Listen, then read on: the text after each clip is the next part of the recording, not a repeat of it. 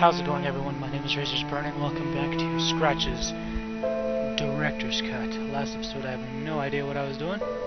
Forgot the WASD buttons. You know what? I'm just going to take the battery out of my wireless keyboard. Here we go.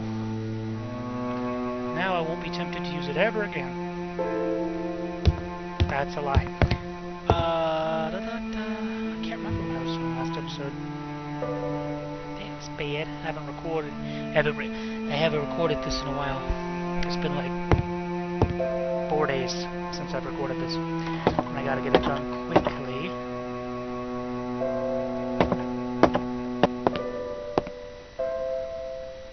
Is that over there? I'm moving a bit fast. Hopefully you can hear me over the music. I mean, you could hear me over the music last time, but sometimes the music swelled a bit too much.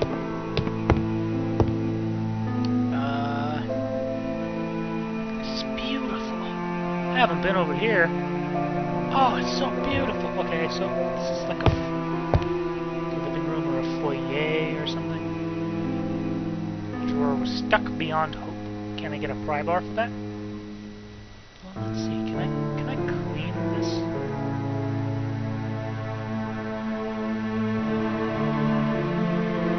Can I clean it? Can I clean the window or mirror? Is that why I'm not? I don't care. That's beautiful. This game is amazing.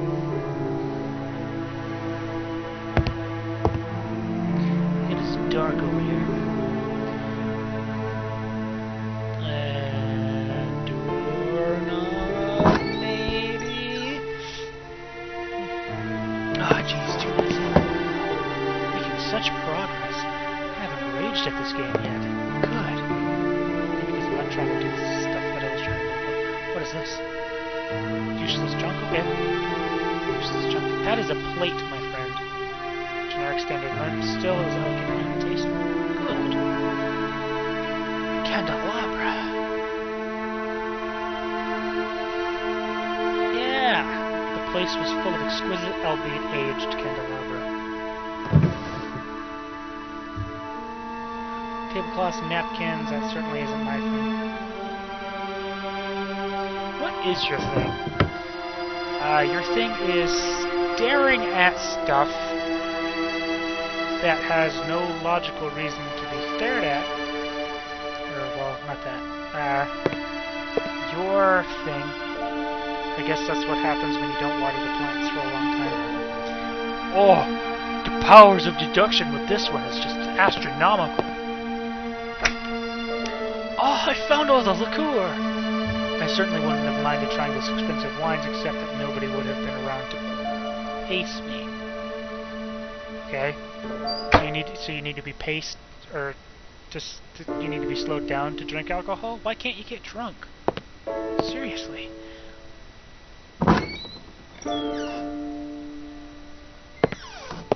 Oh, I was gonna say, is this outside? Oh no, it's beautiful in here. I'm gonna come back to this place. And then, well, later. I'm gonna go over here first, because this one seems like a more unlikely suspect here.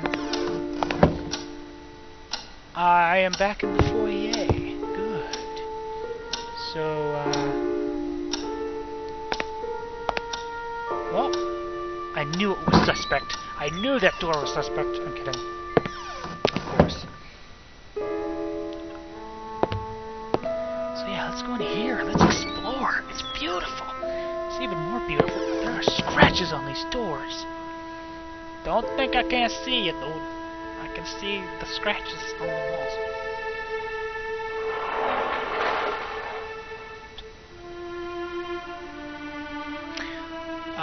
Apparently it's not that old.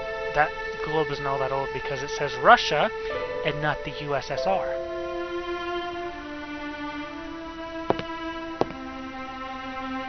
United Socialist States of Russia.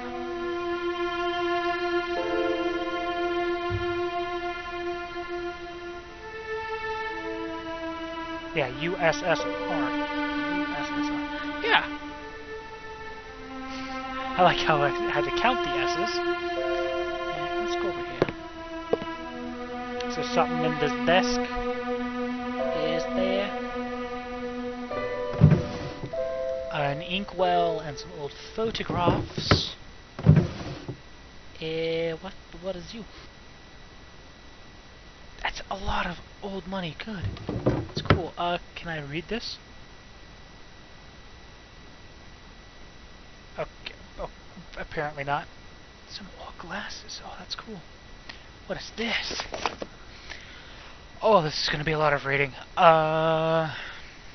February 6th, the construction of the railway bridge is almost complete. It's so weird because I have to scoot up in my chair because I'm like 4 feet away from my monitor, which is a 32-inch TV, which is why I have my extension and my headset plugged in. The construction of the railway. I speak perfect English in this playthrough. The construction of the railway bridge is almost complete and went quite smoothly. It took longer than I expected, yet I wish it would have lasted longer. Okay. I will be very sad to leave South Africa. I have become so attached to it, its culture, its arts. Over the past few months, I can't help. Its arts over the past few months that I can't help feeling as if it was already a part of me. I will surely return someday, soon hopefully, although I'm afraid there is a great deal of work to be taken care of back in Old Britain. Fortunately, I have made good friends here who are ecstatic about my new appreciation of their country. They have offered me some wonderful artifacts as a token of gratitude, which I have already created and got ready to ship, along with many trinkets I bought myself. It looks like I'm about to start a very substantial collection.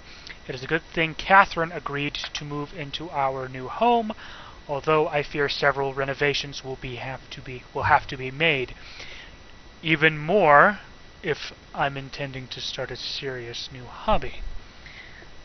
Alright, I'm 7 minutes in, so I gotta keep an eye on this. It seems I'll have to get back to work. John Patterson has just told me some natives are causing trouble.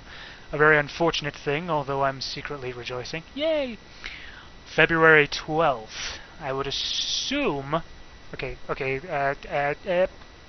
natives won't leave. I would assume it was like in the 60s? The natives won't leave. It's not like they're causing trouble, so much as they're unsettling our workers. The only complaint so far has been distraction. They just stand still between the trees staring at us without blinking an eye. I've watched them for a few minutes, and they truly seem like some tenebrous statues. I think I said that properly. At first, it was just annoying, but lately it has become downright creepy. Good. They seem to be stalking us. So it's not like they're hindering the construction, but there is a general uneasy feeling as if they were about to jump at us at any moment.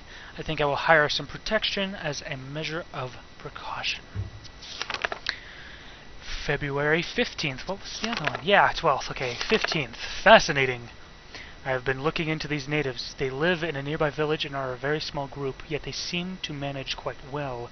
I had thought of them as quite an uncivilized tribe, but their movements are calculated and one can perceive a sense of careful organization in their tasks.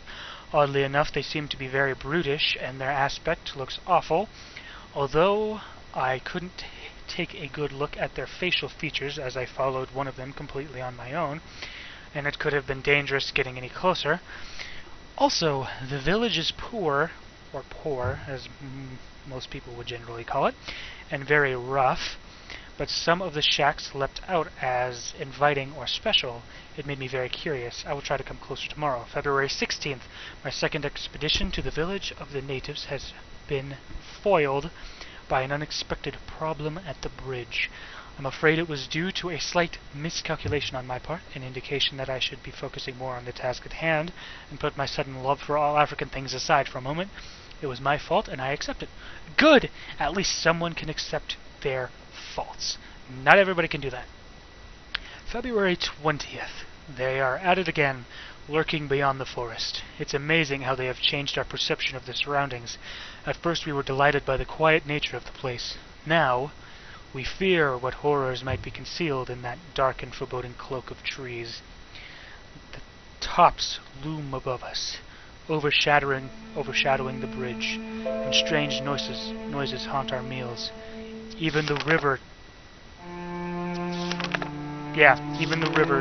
was telling ungodly secrets. I'm going to put was, because it going from even the river and then telling ungodly secrets is confusing. We could be, of course, a bit more sensitive towards distractions, but I can't help feeling the area has, in fact, become more sinister.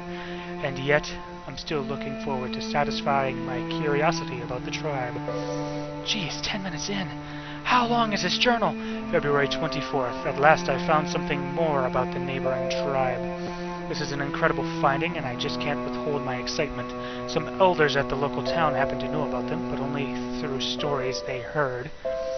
The most surprising thing is that the tribe was assumed to be extinct long ago, but according to my very vague descriptions, the elders think that we could be dealing with a legend here. Everything they have ever learned of them was during their childhood, when the tribe was stalking the town, much in the same way they have been stalking us. Yeah. People who used to call them Damor.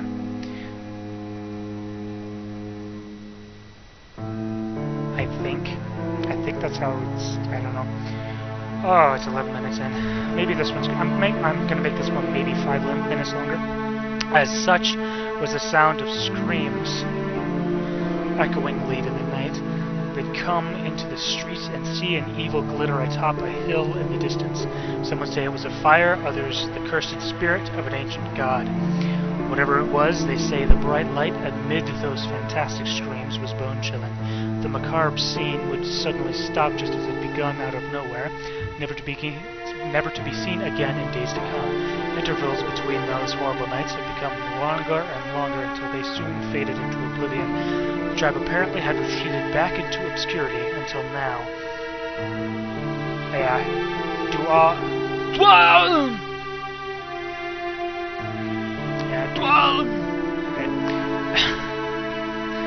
They were later known as the Dialmor, a rather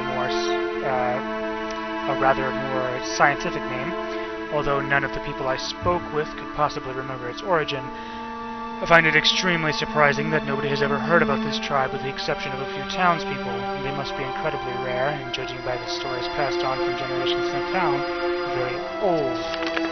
February 27th. Jesus, reading! Everywhere reading! I will confess that I've become nearly obsessed with this strange tribe. I see them as the most prized goal of my appreciation towards all South African things.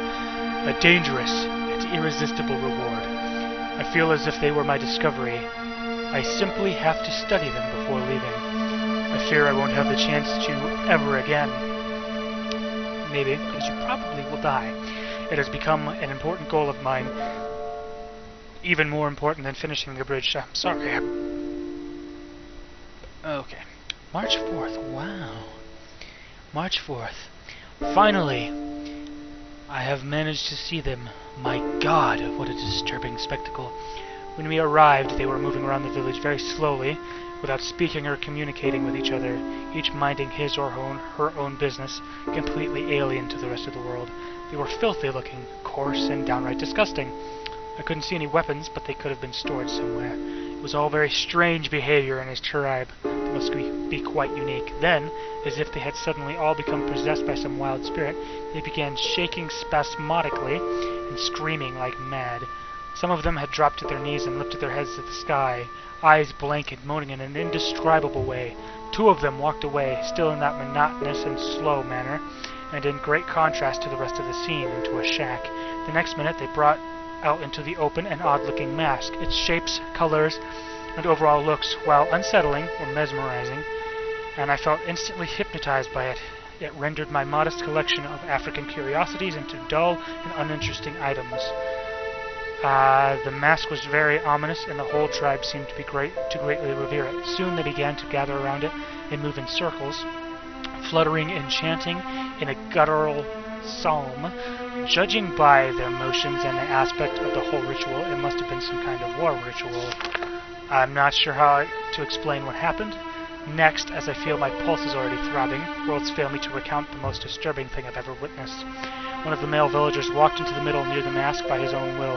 It was almost an automatic act. All of a sudden, the remaining members became silent. I can't tell for how long it lasted, but I was afraid to breathe. I think Dalby and the others were also scared. They wouldn't even blink. Jesus, this is going to take forever! I remember being soaked wet and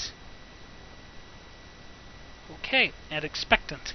The silence was so unnatural. Then, a few members separated from the people circling the mask and jumped on the single villager, beating him to death. Holy crap! To be completely faithful to the event, the small crowd tore him apart. Holy Jesus! They grabbed his legs in twos and threes and twisted them in a manner I dare not describe. His face was disfigured with their bare fingernails and teeth, and his torso soon disappeared under the frenzied tangle of hands. In a matter of a few minutes, the villager was turned into a red sack of bones. Not one of the attackers had the compassion to snap his neck during the sickening process. All was very methodical, as if it was just another mundane task. The most terrifying aspect, though, was that the victim didn't even cringe. The silence was so deep I could hear his flesh ripping. I would expect any living creature to scream its guts out in such a condition. I can't tell whether he was drugged or half asleep, but I did recognize him dancing like everybody else before walking into the middle of the circle. It was the most outrageous and sadistic sacrifice I've ever heard of. I don't think I'll ever forget what I saw. Geez, 16 minutes. My intentions of approaching further, even if they didn't have any weapons at hand, vanished. Those creatures, I dare not call them human beings, could have killed my whole company in the blink of an eye with their rage. They seemed to be completely out of themselves and willing to destroy anything intruding into their path. Oh, it's almost done! Yay! Well, the images of the sacrifice still haunt my thought. I can't seem to forget that mask. It was so deceptive, simple, yet perfect in its design. I haven't yet seen anything like it. Yeah. I surely would love to take a better look. I feel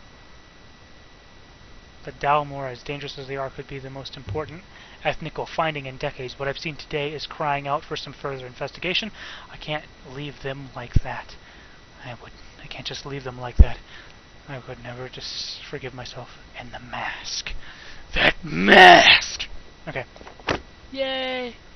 I was ecstatic after reading the journal. The material was incredible. Oh, good! You're gonna die now. What is this? Oh, that's money. Cigars! Can I... What did I grab? What is this? What is this? What's this? What's this? Nothing. What's this over? It was lacked. Oh no! That wasn't useful. Well, yeah, just like everything else I do. Not useful at all. Okay, so that works. What? Oh, that was forever. That was a lot of reading. Hopefully this wasn't boring. Probably was. The stone in the fireplace was cold to the touch. Well, I would hope so. Because if it was warm to the touch, I don't know what to tell you aside from get out of the house. Oh, that sounded frickin' creepy. Oh, I do need my keyboard. Oh, I gotta... Oh, wait, no, I don't have to. I don't have to technically pause the recording. This isn't gonna be much longer than it was before. So, okay, so that one led back into the foyer as well. Let's go upstairs, I guess. Yeah, upstairs. It's 10 o'clock in the morning. Almost the exact... It is the exact opposite of what it is here. So what am I missing? What am I missing? There's this one room that I can't find anything in. That is very, how you say, I cannot find anything? What is this? Okay. Hope you guys enjoyed the video. Like, favorite, or subscribe if you did. and I'll see you guys in the next video. What am I looking for?